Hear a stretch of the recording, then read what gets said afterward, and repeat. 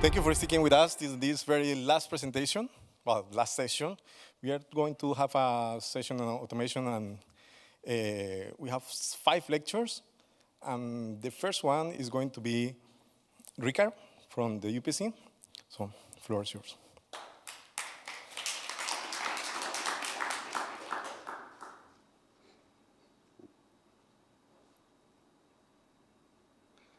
Okay, that was the middle of the presentation. Okay, so thank you, Alvaro. Good afternoon, everyone. So this is siesta time. So let's hope that being a session of power, we can get power to keep a bit awake. So I'm going to talk to you briefly about a concept of a power architecture for a mission in a lava tube. So basically, we will describe briefly the mission, the interest of lava tubes, and later I will introduce you the architecture. So moon lava tubes, you probably know, but they are caves which are created by basaltic lava flows, and they are identified by means of orbiters when they detect that there are the presence of skylights. Okay? So we know where they are, but we know what is inside them. We don't know their characteristics. Why are they important or interesting for us? Well, they are pristine protected access to the moon's interior, which you can understand that from the geological point of view is really important. On the other hand, we can think of lava tubes to be used as habitats in the future. Why? Because they protect us from meteorite impact, and they also protect us from radiation, and there is a stable temperature in the lava tubes. Is expected to be around -20, -25. Okay, it's not that pleasant, but it's much better than -150 that you have on the surface during the lunar night. So we take as an example a mission designed by our colleagues in University of Padua, where the idea is to map the conduits by means of 3D models, maps, which can provide us an understanding of the structure, dimension, and potential pathways inside the tube. The other objective would be to measure radiation penetration through the basaltic layers that you have above the tube. And this can give us some assessment of the potential habitability and radiation exposure risk. Finally, the other objective of the mission would be the measurement of relative humidity and temperature variation, so to know exactly what's the temperature there. So we can understand the microclimate conditions, and we can have an assessment for potential habitats. So our colleagues in Padua design a system to basically to land at the bottom of the pit and to deploy the rover. This is a sketch of the system. So the idea is that we are not going to deploy any mechanical structure during or along the 50 meters depth of the pit, but this kind of lander will land by its retropropulsion system. Okay, and once at the bottom, it will will be deployed. The rover will be deployed, and it will carry the sensor for temperature, for radiation, and also LiDAR. So this is the little rover that we are going to use underground. So which are the operations that we have to consider in this mission? Surface operations, obviously, to deploy everything, this descent and underground deployment that I just talked about, and once we are at the bottom of the pit, or once we are inside the lava tube, there will be data collection and transmission of data, and recharge. We will need power, and this is why we are in this session. Power. Let's focus on the underground power requirements. I'm not going to talk about any other requirements. Underground power requirements are meant for rover mobility, data acquisition, and communications with the surface. Okay? We have an estimation of, for this mission of underground power requirements below 100 watts day and night. And I say day and night because we plan to be there day and night. Okay? These power requirements are comparable to other missions that has been took place in the past, and in the lower range of power requirements. So what do we propose, or which options we have for a power source and power storage? Okay, now we go to the topic of the session. So source, we can consider solar, we can consider nuclear, fuel cells if you consider them as source, and storage. And I'm talking about storage because we will need to use, we will have some power requirements as set for the lunar night. Okay, so we will have to store energy somewhere, somehow. So we could consider batteries from the photovoltaic power source. But what we consider here, and it's our expertise for the last years, is through thermal energy storage, also known as thermal body. How do they work, these thermal bodies? You have here a sketch. You see the thermal mass here, which is built out of processed regolith. So what you do is you take the regolith and you process it in order to enhance its thermal properties. So during the lunar day, you concentrate sun, you collect all the sun heat in this thermal mass. You heat it up to very high temperatures. Therefore, you have like a battery that you can use it during the lunar night. You can use a heat engine, a Stirling engine, or you can use thermoelectric generators. We did already some studies, and we found that for a given size of a thermal mass, we could get, at the end of the lunar night, still 36 watts of electrical power. So not only we will have to store power for the lunar night, but we will have to transmit this power somehow to the bottom of the pit. We could consider different options, how we are going to transmit this power. First of all, we thought, are we going to do it wireless or wired? Okay, so we carried out a trade-off analysis considering different criteria like heritage, mass, efficiency, etc. And our decision was to go for wireless, among other reasons, because we're talking about pits of about 50 meters. Okay, so if you have to build the mechanical structure, which we're not going to build because we don't need it for our rover, or we have to build or to put some wires there, that sounds a bit too complicated. And we have some options to do it wireless. We have considered laser wireless power transmission, and we have also considered microwave wireless power transmission. Our selection was to use laser wireless power transmission for several reasons, but among them, its compactness, its availability to provide power at long distances, and the high energy density that you can get. So what's going to be the architecture of this power management system? So we have at the rim of the pit, we will have the surface rover that will bring all the equipment from the lander, wherever it is. And during the lunar day, we will base or we will have as a source solar, basically, solar and photovoltaic. And this will be transmitted through the laser wireless power transmission to the bottom of the pit, where we can recharge the rover. In the meantime, we will store energy. Okay, this thermal energy storage system we will be focusing illumination, solar rays, to this thermal storage system, so that we are heating it up. So everything at the same time. Once lunar night arrives, what we do is obviously we are not going to use any direct solar source because there's no sun, and what we're going to use is this system with the heat engine, the thermoelectric generators, to provide power to the bottom of the pit.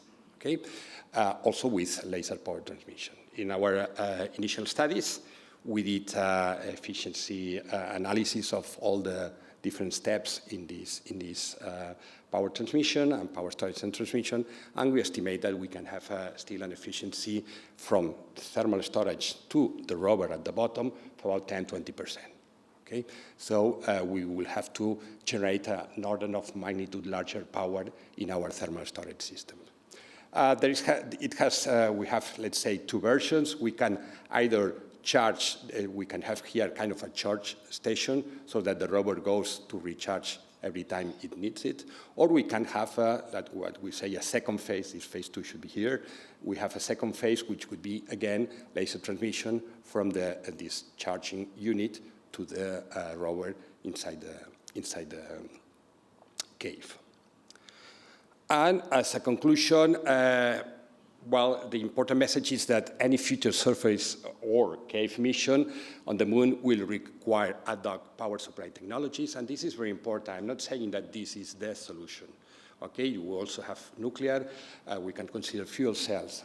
From my point of view, it will depend on the mission, on the characteristics of the mission, that you will have to choose one, the other, or a combination of both. We have also shown that ESRIC is a valid and desirable option for power storage, and we already show the proposed architecture for this lunar cave exploration. Thank you very much. Thank you, Ricard. We have one question. Hi, Jerry Sanders, ESRIC. So for your thermal storage media, what did you use?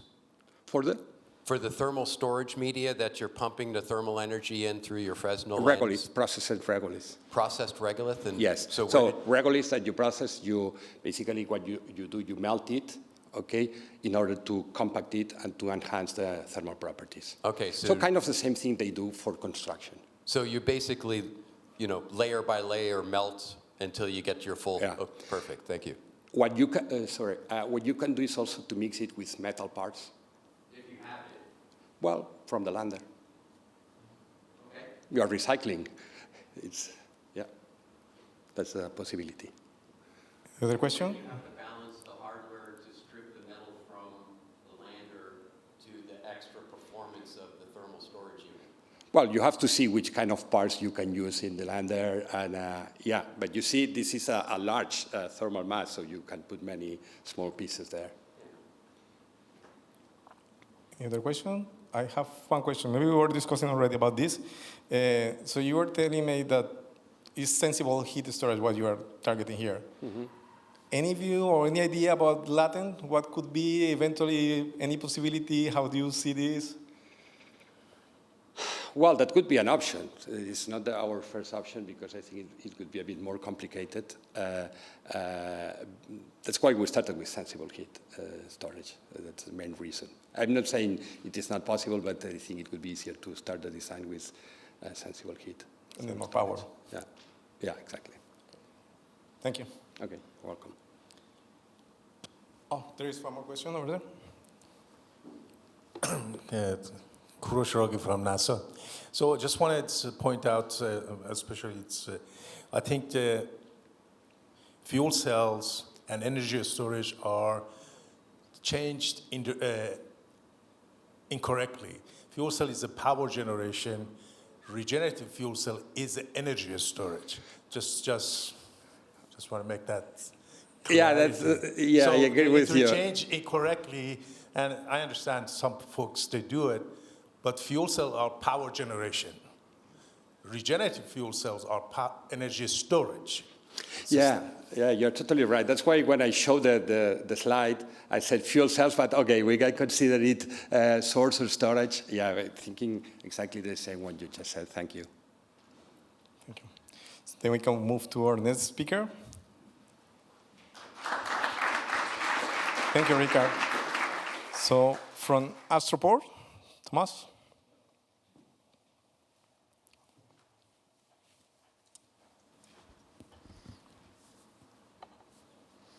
All right.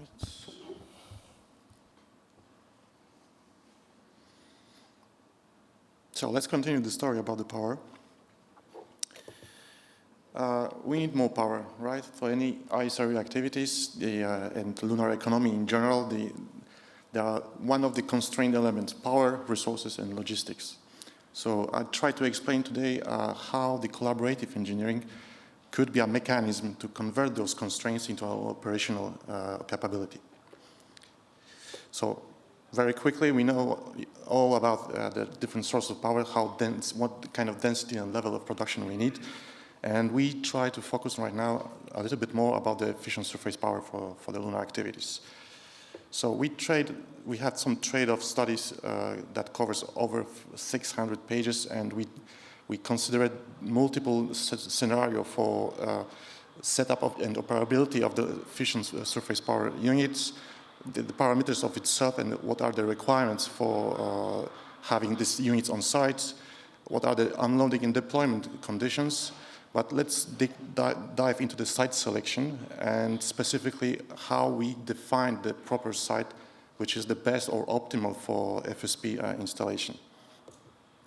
So of course, we start with the existing data. We take a look at the topography of the terrain, what are the advantages of the natural topography that can protect other assets from the FSP, what are the conditions for the temperature variation, and also the load-bearing capacity of the moon, lunar surface, sorry. Then the picture on the middle shows you the digital twin of the terrain when we try to develop the discrete element modeling, how to proceed with the construction activities, and by the end we can show some heat maps where we assess the best scenarios with different, let's say, master plans where we can put the FSP units regarding other assets and the safety factors. And the last picture on the right shows you one of the optimal plan that shows assets starting from the landing pads, ending with the FSP, regarding all the safety distance for each of them. The bottom line, for example, just an example, is one of the analysis of the factor of the analysis is the PSI. So we developed some, let's say, code to see how the gases and the ejection of the particles impact the zone on specific zone on the master plan. And with the density of the particles and the trajectories, we were able to define which zone have to be avoided given the location of the FSP. So once we have those old elements, we can define also the strategy regarding the load capacity of the site, because the FSP is like between 10 to 15 tons. So we have to be very careful how you put your FSP, how you deploy it, transport it, deploy it, and then make it operational. So with the initial landing sites, we define the best location for the FSP, and we define admissible deformation of the soil regarding different types of loads. And FSP we define as a type B in the middle, which also corresponds to the medium size of the lander, and then we define what are the admissible deformation that are acceptable for the system and subsystem of the FSP. The same way, this is the graph on below, we did kind of retro engineering. When we know what are the admissible deformation, then we can provide this data not only for the FSP, but also for the landers to be included in the system design for the struts when the landing requires a stable conditions, like for the Starship, for example. So once we have all the elements, we were able to define the optimal site plan.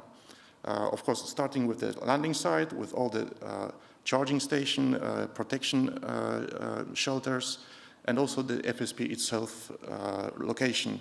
As you can see, there are some safety distance that are minimum to respect regarding the results from the FSP simulations. And also we are using the natural assets, like the topography itself, and also engineer assets, like berms or excavations. So with all these elements, we were able actually implement this to the digital twin that I was talking at the beginning.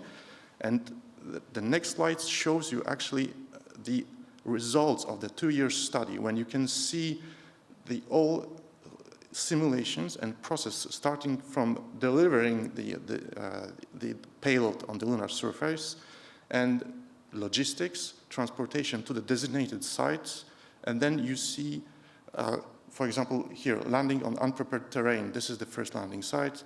Deployment of required power infrastructure that provides the first energy kickoff for all other activities. Of course, you provide not only the power infrastructure, but the minimum required mobility systems, like, for example, here the Flex for Master Lab. And with all the elements, then that allows you to proceed with the FSP installation, we defined also the time needed for the construction, the energy required to eventually excavation and adapting natural topography for the FSP requirements. Of course, FSP is the final destination. For the activities like this, you need some other sources like solar power towers to provide the initial energy. So all you can see right now, this is not the simulation, this is the result of 2 years study where everything is inside the digital twin, and we are proceeding, optimizing this process regarding the designated site. It's not only the South Pole, but the given location can be adjusted for this specific model. So once all the equipment and hardware is deployed, the final results is the destination of the FSP, which consider actually all the safety factors for energy production. Of course, once you're on the site, you want to put your FSP on a prepared terrain, which is kind of stabilized, dusty-free, and allows you actually not only operational activities, but also maintenance and eventually scalability, because it's only one module. You can imagine that with the higher or bigger surface prepared for the power units, you can scale it up for more production capacity. And to conclude, I think the most important thing I try to highlight is like this collaborative engineering that covers all the aspects of the deployment, from starting logistic, transportation, site preparation, setup, and operational phases. This is like a kind of system level enabler for lunar economy. And of course, we cannot do it alone, so we are not specialists in nuclear engineering, but from the civil engineering perspective, those elements are the must to be done before any deployment for this kind of critical assets. And I'm open to any question from you. This is all I have.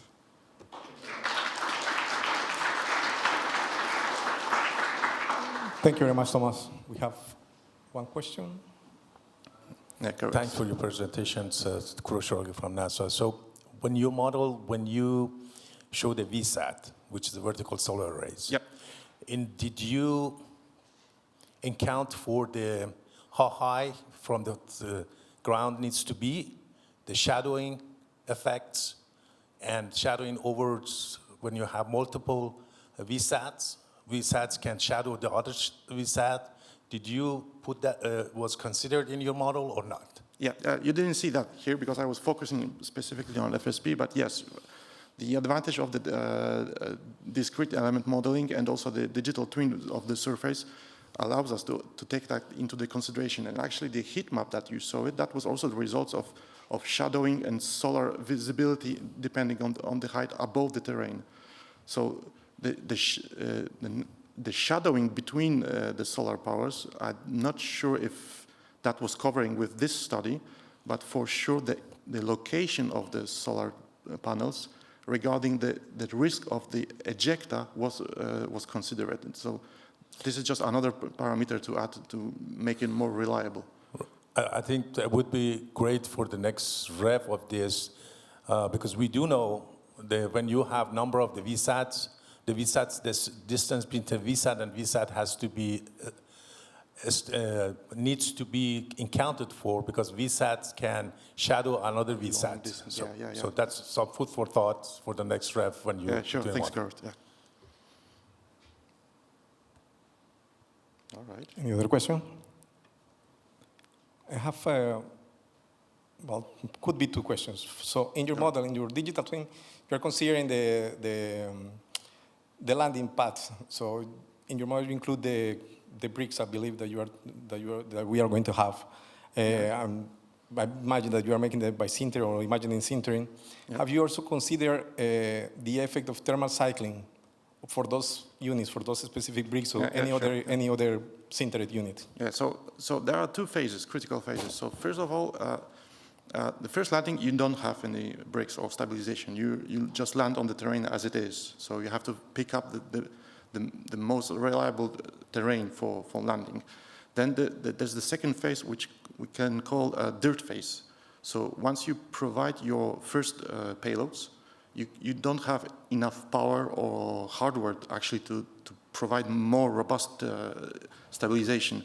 So you just need to level it and compact it. Then the second or third landing allows you to provide more equipment, and then you can do your bricks and pavement. That's the final destination of the landing's infrastructure. And of course, thermal cycling, yes, that's the critical one. But this is something to be considered at the moment you are going to have to introduce this part in your modeling. Yeah, yeah. So, it's not only it's more than uncritical, because it's thermal cycling and also repairing the damaged bricks, replacing it, maintenance. That's the whole thing. Yeah. Thank you. Thank you. Thank you. Oh, sorry. Okay, Thomas, thank you very much. Cheers. So there is another question. Thank you very much. Our next speaker is coming from the University of Sydney. Jared, the floor is yours.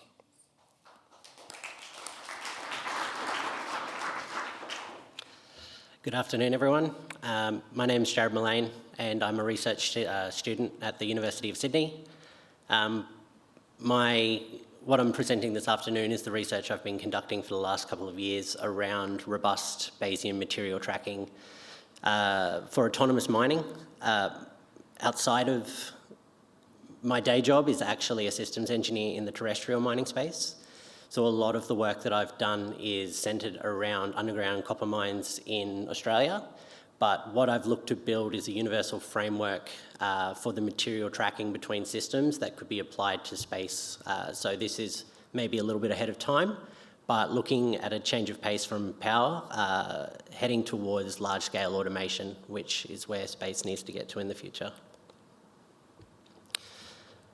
The autonomy gap that exists in terrestrial mining is production processes that were designed independently of one another, and so were the automation systems.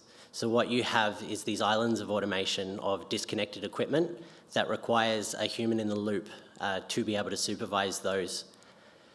That is a disconnect between these systems, and for full high-level automation, what you require is a singular unified model that overarches from your resource all the way to your processing facility and delivery of product. So that's where my research is focused, is building this observation layer, as I've coined there, which is a singular unified model using a Bayesian architecture that exists from the block model all the way through to, my research to date is just at the processing feed, the primary feed into the processing facilities. So the phrase that we've coined is called the lost inventory problem, and it's centered around a problem that's known in GPS-denied robotics. So as a robot moves from position A to position B, most of the time it'll get there, but if it loses a sensor, a signal, something impacts it on its journey and it loses its position, then the robot's unable to complete its mission without a person or some other means of re-establishing that pose. The same problem exists in mining. If you lose your inventory of your surge inventory between your different systems, you start risking significant unwanted events that can cause significant downtime. So that's why this high-level controllability with full-scale automation that we'll be looking to achieve requires complete observability across your value chain in a robust method. So some of the issues that are common in underground mining is around overfilling. So your silos, if you're overfilling these, what you can end up having is spillage events or even damage to surrounding infrastructure that can actually take that equipment down. So it's not just the repair bill that you're doing, it's also the loss of production that occurs. Similar events with underfilling. So underfilling is more specifically in vertical silos.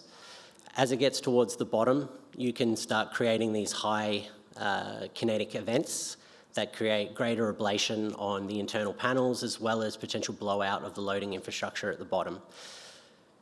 Also, running your silos right down to the bottom actually creates the risk of running out of material, and what you then create is, again, is another production risk around a stem of a blockage of material and delayed production.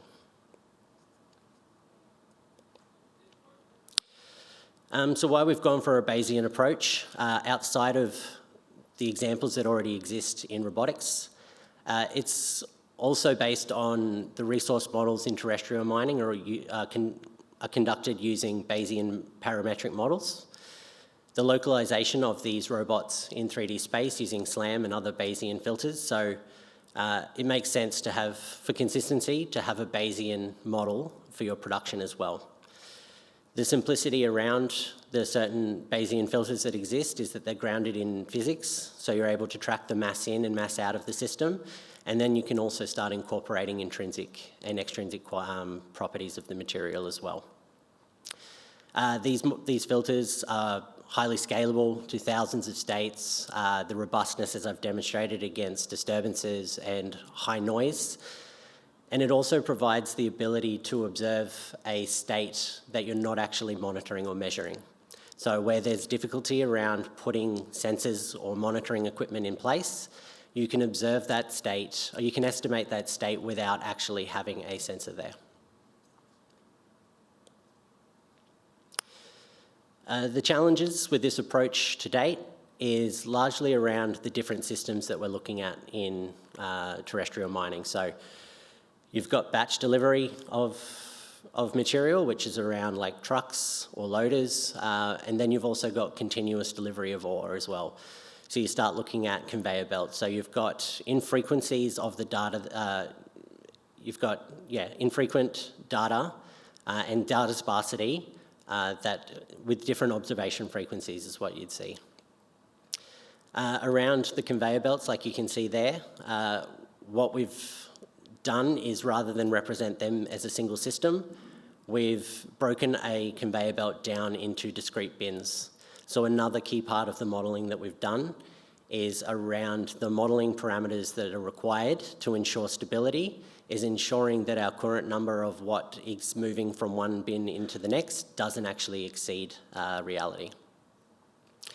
The other key part of the research to date has been around the smearing effect. Once you start discretizing bins on a continuous system, you start introducing a smearing effect along that conveyor belt. So this is known as numerical diffusion, and this has been something that has had to be accounted for in the tuning parameters of the process noise that exists on the physical models.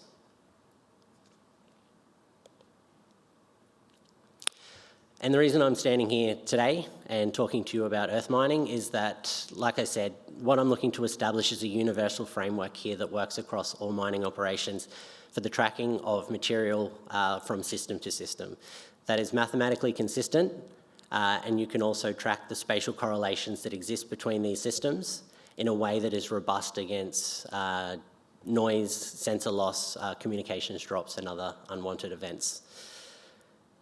It also leans into the strength of these Bayesian filters. So it's not just relying on a high precision sensor, it's taking the information of all the information that's available and producing a highly accurate posterior that's even more accurate.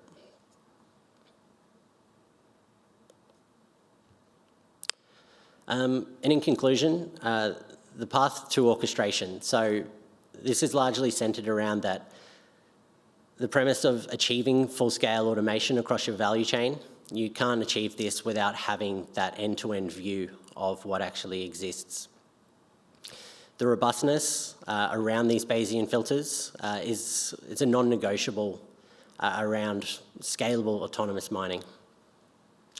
And lastly there, this is probably more centered on my job, but the opportunity exists. The messaging of the week has been working together, and I think that the earth mining industry actually has a part to play in what's going on here that could actually benefit the space mining industry in the future. So this is one opportunity that exists where mining is probably ahead of where you are in having industrial data, mining operations that already exist, and building the necessary models for full-scale automation. And that's me. Thank you.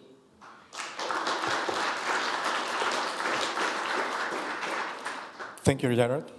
Perfect timing. We have time for questions. I have a question related to, well, you're saying that it's physics informed, Yeah. but I see more like the type of models you are using is, there are more like empirical models. Of course, There are some statistics. heavily component of physics, but I believe that each of the components, they are strongly related to empirical observations because you are mentioning tuning factors as well. Am I right? Tuning factor, yes. So it's a statistical model, but the underlying way of Bayes' theorem that's implemented is you build a physical model. So that's how it moves from state to state. So like with a robot, you're tracking the velocity, the acceleration, the current orientation and position, and you're projecting forward from k to k+1 to see how it moves forward in space. A similar thing here. So you're tracking the speed of a belt, the feed rate of a chute or something like that, and you're projecting forward in time. So that's the physics component of it, that you're able to apply rates and speeds and other things like that. The strength of the Kalman filter then is that it's taking that prior observation, it's then comparing that with your measurement observation of your sensor, and then it's taking your known certainties that you have with both, and it's fusing those together to create an accurate posterior, well, a more accurate posterior. Good, right. Well, I will just have a follow-up on this. So you are basically validating or checking your model here on terrestrial conditions. Of course, we are aiming going somewhere else. Yeah. Any idea on the uncertainty, what error you are going to introduce in the moment gravity influences the whole equation? How the change in gravity, how that impacts it, that would be in that prior model. So that would be a number in your state transition matrix that you can just change the gravity component that would be in there. But you introduce an uncertainty on the prediction, or? On the prediction, Yeah. that would be on your measurement. I'm not sure I'm following. So the model you have, again, I'm still thinking that you have an empirical model. So a gravity component is going to be there. And the gravity component is going to be inserted in your equation. But the uncertainty you have here, or how you tuned your model was here on Earth, and the tuning there will be completely different. So you're going to have a difference. Yes, there would be, but that would be something that you could change in the future. And that would just be a change in number in your state transition matrix. Okay. That's just currently applying 9.81 or whatever it is. Yeah. Good. Yeah. Any other question? If that's not the case, let's thank Jared. Thank you very much.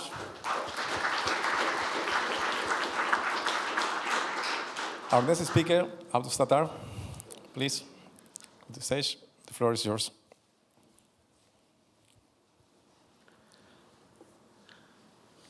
Good evening, everybody. I know you are tired. I try to make it short and precise. My name is ABDOLSATTAR ROUDINI. I'm from Karadeniz Technical University. I'm also a member of COST Action. At the end of the slide, I will tell you about that action. It's about the future-oriented governance of outer space. So, why excavation-centric ESRU needs decision support? We have some uncertainty in a space. We have limited resources.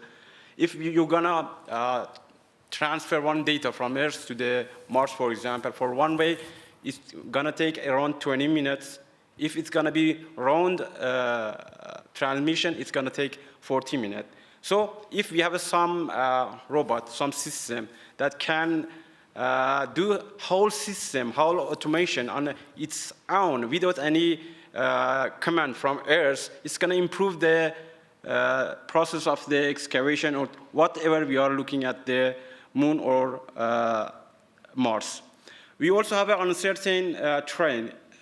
Look at the Curiosity wheel. What happened to it after 50 years of operation? Also, there are uncertain terrain. We have ups and downs, and also we have a harsh environment. We have volatile. We have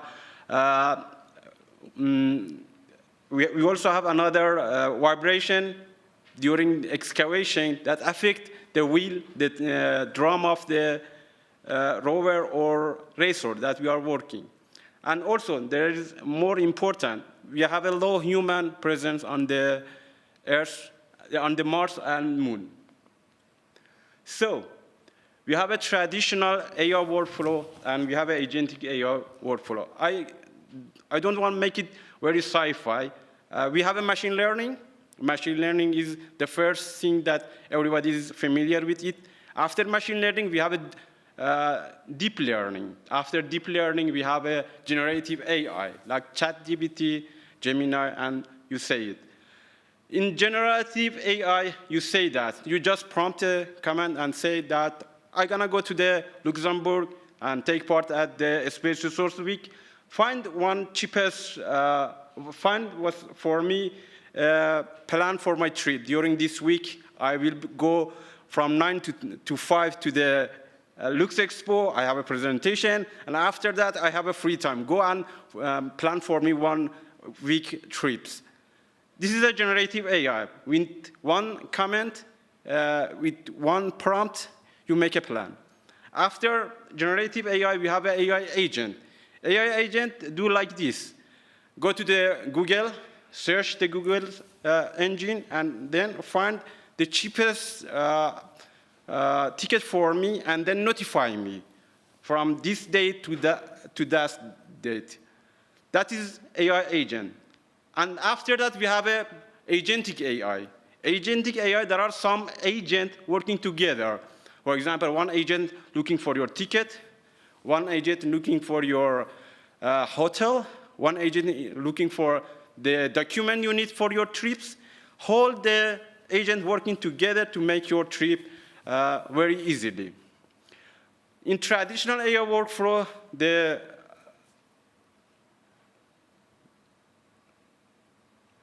we have an input, we run model, we have output. But in agentic AI workflow, we have sense, we have plan, we have act, we have evaluate. The system gonna work like this.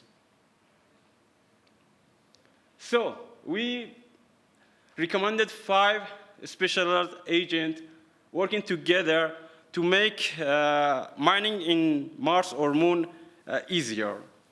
One of them is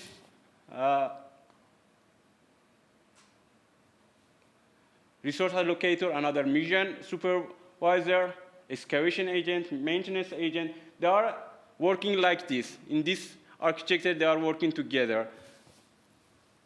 So every agent has its special duty. Operation agent is a goal-based agent. We have a different agent. They have categorized based on their task and duty. We have a resource allocation agent that maximizes mission under a strict power and storage limit. We have model-based agent, and the brain of the system is provenance agent.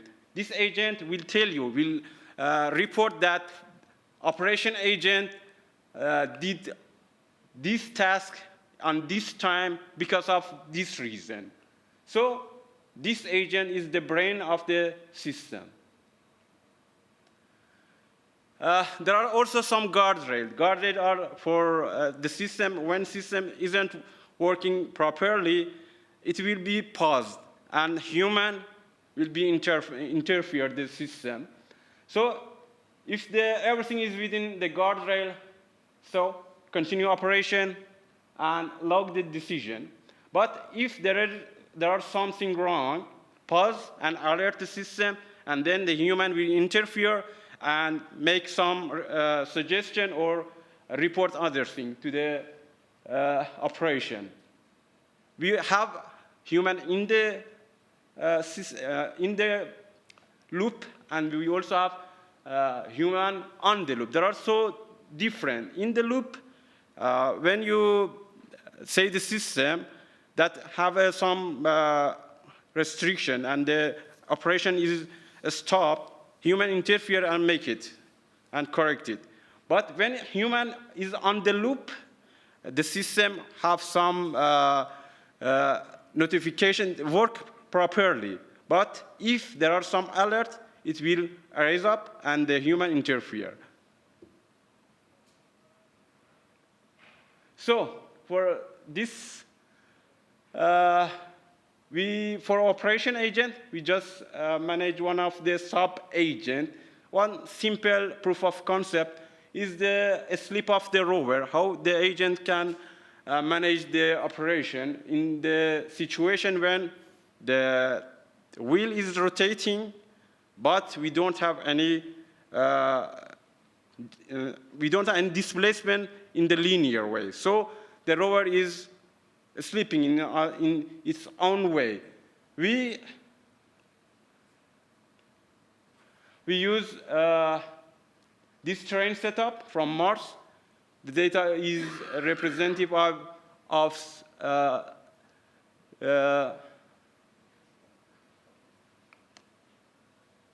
60 to 60 meter representative Martian terrain, and our model is a slip based on soil softness and a slope factor, and also gravity. We use Unity. Unity is a game search engine.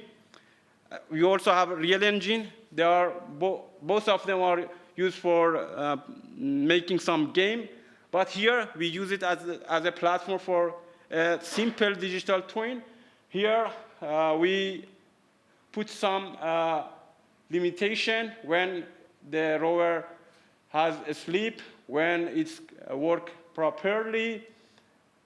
This is showing us that with simple agent, you can reduce the cost of your operation. And also, if you have a simple AI on device, because if you're going to run AI, it will need a lot of space or data sources. But if we have a device on AI on device, it's going to work better because we have some limitation transferring data to the Earth and getting from the Earth. But when you have a AI on your device, everything is going to happen on that rover or on that device. That is from my side. Thank you for your time. About the cost action, it's an action that everybody can take part on it. Go to the cost action website and find any action that is related to your search field of study. You can go and read the memorandum of the action and have a connection with the colleagues that are working in your field. Thank you for your time. I'm open to questions.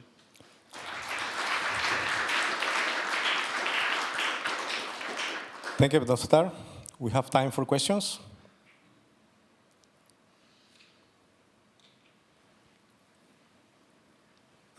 What AI LLM did you use to use for your models, and did you change which LLM provider? If you did. We didn't use right now in this step. We didn't use any AI LM or thing. That is the architecture of the system. In the next phases, we will develop it. It's at the primary stages. Okay, thank you. You're welcome. Okay, so you haven't done any real modeling yet, so this is just the concept. You are just sketching the whole concept around. This is the concept, the primary concept. But if you're going to have a real model, for example, you need numerical modeling, the interaction of the rover with the soil, because in the soil we have some small particle, they have a different criteria. You should have a numerical modeling, put it in your system, model the interaction of your rover or your drum with the soil or rock, whatever. There are a lot of uncertainty. You should consider all of them. Right. So, but what you were showing here is more the operation. So what you showed here is only the conceptual operation of the rover, how to go here and there. Are you also thinking in having agents for controlling different parts of the rovers, for instance? I don't know. Yeah. The operation agent, we will have sub-agent. Okay. That these agents are working together.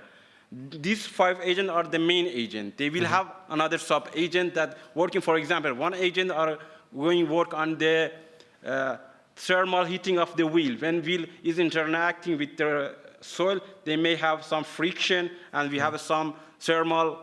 Monitoring the thermal is one of the agent work, sub-agent. For every part of the vehicle, you should have a different duty, different agent. You can put them in your consideration. Okay, so then you are basing everything on sub-agents. So you are not going to use traditional control system for the... No, it's not traditional. Yeah. Okay, I see it. No, good. Any other question? If that's not the case, let's thank ABDOLSATTAR. Thank you very much for this overview. And we are almost there. Thank you for holding with us. We have the last presentation of the day. Gus, the floor is yours.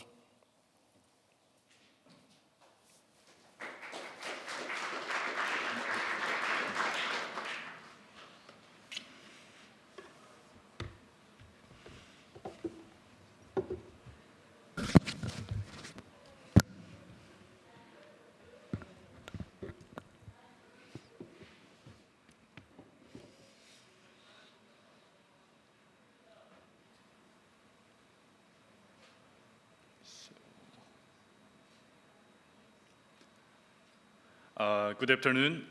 Thank you for being here. My name is Donguk Agos Lee, and today I will share our 3RO model, which stands for Robotics Road Rover Integration System for Modular Lunar Infrastructure. So the central idea of 3RO is as follows. So as lunar bases grow, we do not treat roads, power lines, communication links, and logistic routes as separate systems. Instead, we integrate them into a modular infrastructure system that can be transported, deployed, connected, and reconfigured by robotics rover.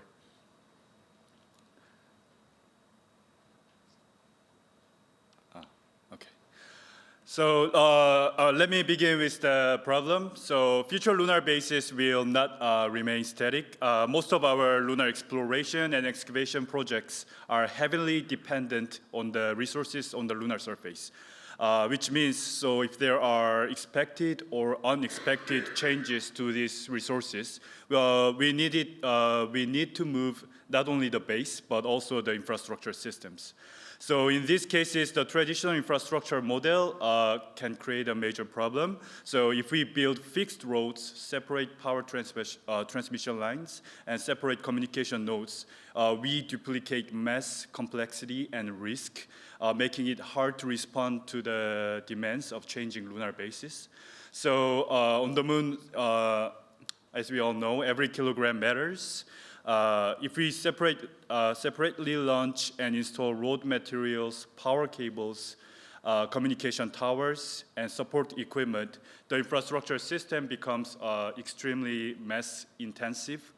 And secondly, the redundancy. So NASA Lunar Surface Power Studies consider surface-to-surface power transfer across distance up to 10 kilometers.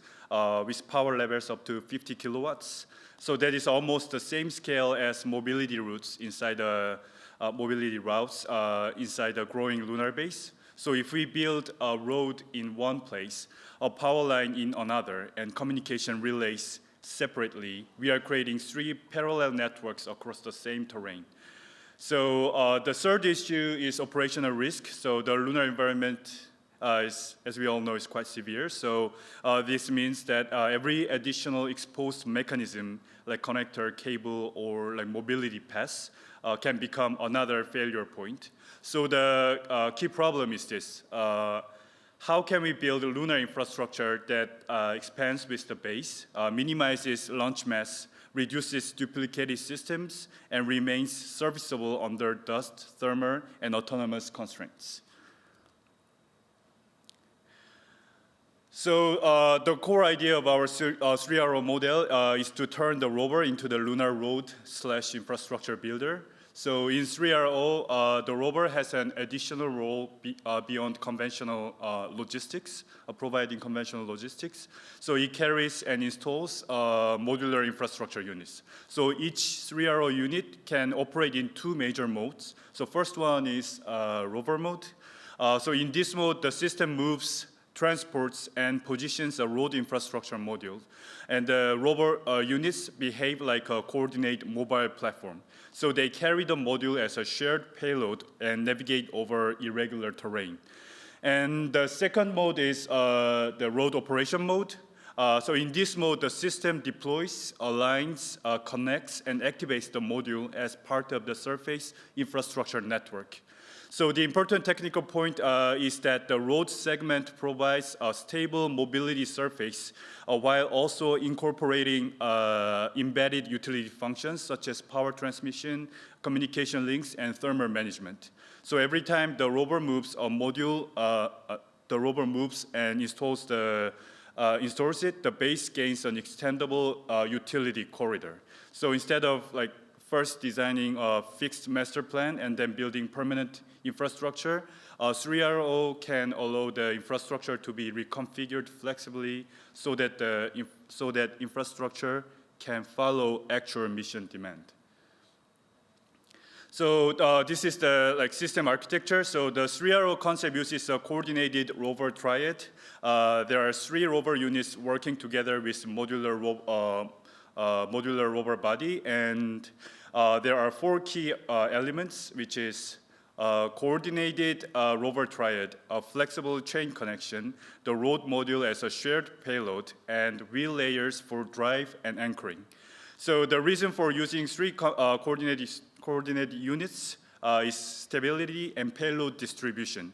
So a single large rover would be quite heavy and difficult to launch and less flexible. So a triad approach allows the system to distribute mechanical loads across multiple smaller units. And each rover contributes traction, steering, sensing, and actuation. So the flexible chain connection is important because the lunar terrain is not flat. So the system must tolerate uneven regolith slopes, rocks, and surface disturbances. So a rigid frame could experience excessive stress of becoming or become stuck when one part of the vehicle encounters a height difference. So a flexible connection allows the relative motion between rover units while maintaining coordinate control of payload. So the road module as shared payload means that the road segment is carried by multiple robot units at the same time. So this has several advantages. So first, it reduces the load on each rover. Second, it allows the module to be positioned with multiple contact points. And third, it enables fine alignment during installation, because each rover can make small adjustments to orientation, height, and lateral position. So during transport, the system behaves like a distributed mobile rover, and during installation, it behaves like more like a robotic construction platform. So that dual function is central to our 3RO architecture. So the key component is that each road segment can become a utility node. So it is designed as a roadway with embedded infrastructure for power, communication, and heat management in a single reconfigurable element. So first, the road surface provides a predictable path for mobility. And second, the module can include power transfer elements. So these include conductive bus lines, protected cable channels, connector interfaces, or potentially like future wireless power transfer interfaces. So depending on mission design. So the purpose is to allow power to move across the base along the same corridor used for transportation. So third, the module can include communication infrastructure. So the lunar surface operating often requires line of sight communication, and terrain features can create local shadowing. So by embedding communication nodes into infrastructure system segments, the route itself becomes part of the data network. And fourth, there is thermal management. A road infrastructure module includes passive thermal paths, insulation layers, heat pipes, radiator attachment points. So these features can help protect embedded electronics and connectors and potentially support nearby equipment. So the technical advantage of integration is that instead of building separate physical networks for movement, power, data, and thermal control, 3RO combines them into like modular infrastructure units. So regarding the mobility and stability, there are 3 technical functions. So adaptive wheel dynamics, formation geometry control, and local sensing with cooperation action. So it uses a dual layer system, which is this means the wheel design supports 2 functions, so mobile traction and ground attachment during road installation. So during mobility mode, the outer wheel layer passively supports the inner layer wheel as it handles loose, regular slopes and uneven terrain. And during installation, the same outer wheel layer shifts function from a driving mode to an anchoring or stabilizing function to install the road module on site. So formation geometry control is equally important for our model. So the control system needs real-time coordination. So each rover must sense its own state and communicate with each other. And the formation controller can command speed, steering angle, suspension adjustment, and anchoring state. So the goal is to keep the payload stable while adapting to the terrain and installing the road and infrastructure module. So the operation sequence is first carry, then position, then anchor, then connect and activate. So first carry, the rover triad transports the modular road infrastructure segment to a deployment point, and then position. So the rover aligns the module with the planned route and anchor. So once the position is correct, the rover stabilizes the module and secures it to the terrain, and then connect. So the new module connects mechanically and functionally to the previous module. So mechanical connection ensures structural continuity, and electrical connection allows power transfer, data connection allows communication. So, and then activate. So after the connection, the system verifies that the module is functional. So sustainability on our moon mission is about mass efficiency, operational efficiency, and long-term reusability. So in our system, we can summarize this with 3 words, like reconfigure, reuse, and reduce. So to reconfigure means the infrastructure network can change as mission routes evolve.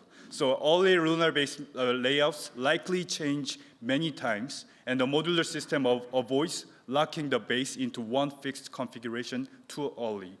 To reuse means modules can be moved rather than abandoned. So if a scientific site is no longer active or a logistics corridor changes, the road infrastructure modules can be redeployed with our system. And to reduce means cutting redundant power and communication systems. So because each module can combine mobility surface, power path, communication node, and thermal management features, the mission can reduce duplicated hardware. So with this approach, the infrastructure becomes a dynamic asset rather than a fixed construction cost. I'm almost there. So we have built a first prototype in collaboration with Hyundai Motor Group and held the exhibition at last October at 01 Day. And this is the picture of our first photograph. So the next step is subsystem testing for the wheel, power, dust, and heat systems. And after subsystem validation, we'll move into analog field testing with terrain and autonomous trials. To conclude, 3RO is a modular robotic infrastructure system for future lunar bases, and I'm very open to collaborating for the further development and validations. So if there is a question, please let me know. And if you are interested, just talk to me after the presentation. Thank you. Thank you, Agos. We have time for a short question. Yeah. Hi, Jerry Sanders, ESRIC. It's more of a suggestion. Yeah. So if you had not heard of it, NASA Ames had a program called Artemis, where it robotically built a track using nodes and beams. So instead of having pre-integrated trusses, which are very volume inefficient. Yeah. All they needed to have was a box of nodes and a box of tubes, and they would build whatever shape they wanted to robotically. So you may want to consider, the inefficiency of a pre-integrated truss, from a volume and a packaging perspective. Yeah, actually, that's a really good point. And the thing is, like, the visualization and the model that I just showed is not the current version that we are working on. And we are actually making a collapsible model at the moment. But I will definitely look into that model as well. Thank you for the suggestion. Any other question? Thank you very much, Agos. So with this, we close this session, and that was the last session of the day, the last session of the conference on the technical point. So thank you very much for sticking with us, and see you next year. Big applause to everyone.